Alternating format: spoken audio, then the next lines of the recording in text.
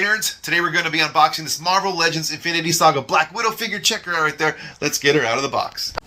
Alright, you know we don't care about boxes around here. Let's just rip this open. Oh, people are going to be crying. Don't worry guys, it's just cardboard. It's all going into the recycle bin right now anyways. Take it out the street, they're going to pick it up in the morning, haul it off to the wherever they take the crap and recycle it. Yeah, let's get the figure out. Look at all this stuff, that's so much stuff. Get the extra head out. Got some accessories over here, some accessories over here, and then let's see the hands. The hands are always the hardest part to get out because they tape them in when everything else they just shrink it in or whatever you call it. I don't know, whatever. And now we can get rid of this crap. So Black Widow comes with 2 fists. She comes with 2 very generic pistols. She has these 2 like taser blast effect type things for her wrists. And then we have this extra head sculpt here that has like shoulder length hair. This is a very good likeness to Scarlett Johansson if you ask me. And I do like the black wash touch in the hair too. Makes it look much nicer than just like a simple solid color would have. Alright, let's check out the actual Black Widow figure here. And if you didn't know, this is a re-release of a previous figure back from the Captain America Winter Soldier era.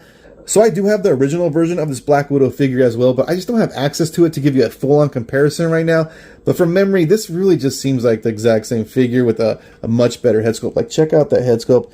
I do believe that's a lot better than the original one. The hair, pretty cool too. I like the black wash in it. But it does seem to still have the same exact problems as the first one. Like, check out these feet. They're so tiny. Like, it's so hard to make this figure stand up and get any poses because the weird ankles and feet on it, like, just... it's very unstable. I don't know why they didn't bother fixing that, but they clearly didn't. And then the other thing that's always kind of bothered me about the original and then about this one now is how thin they made her. Like, I don't know why she's so thin that way. It just seems a little bit odd to me. And then with the massive hips as well, like, it just doesn't seem to me to look the way Scarlett Johansson looks. So I'm not sure why they did it. I'm sure some of you guys like that. I'm definitely sure some of the guys like the way this looks. And I'm sure the guy who designed it really likes it too, but to me, it always just seemed a little bit off. So let's run through Black Widow's articulation, starting with the feet, and check out these ankle joints. They basically have all the bends you could ever want. Look at, that's insane. We have double jointed knees right here, nice bend there. We have the thigh cut, and what's nice here is too, this little strap that like connects to her belt, it's not actually attached to the figure, so you can't spin the thigh. Her legs kick out that far. They don't really go back too far, and they come out about that far. This is where this kind of gets in the way because it does slide up, but you can see how it gets bent, and then it's going to stay looking like away from the body, which is kind of odd. So you want to kind of probably not do the splits with this figure too often. Of course, like almost every female Legends figure, we have no waist cut. But could you imagine if she actually had one, how wide it is compared to how thin she is? And like if you actually spun her at the waist, the weird gap it would make. So it's probably good that she doesn't have a waist cut. She has a chest cut where she can spin left and right. As far as crunch goes, you're going to get pretty much nothing.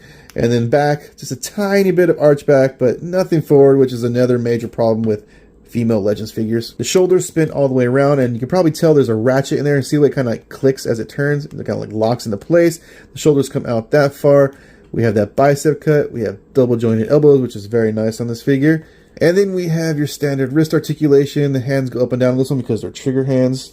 The hair on this figure is really stopping the head from getting any kind of movement at all. It doesn't want to turn left and right too far. It doesn't want to go forward or backward at all either. This is a barbell joint, which is obviously another horrible joint, but yeah, you're not getting much movement out of that head sculpt. I popped on the alternate head sculpt that comes with her, which I actually like better, and you can see right here, way more movement. Still not really much up or down on this figure, but definitely a lot more movement without that hair stopping the head from turning. I can tell you one thing you're not going to be able to do with this figure is get it in that hero landing pose. She does not have the articulation for that, so yeah, it ain't going to happen. So another issue I want to mention with this figure is that we have the weapons on the hip holster, right? They're not removable, which is not a huge problem on its own. I don't really care about that, honestly. But then we have these ones here, the accessories that came with her. And when you go to put them in her hand, check this out.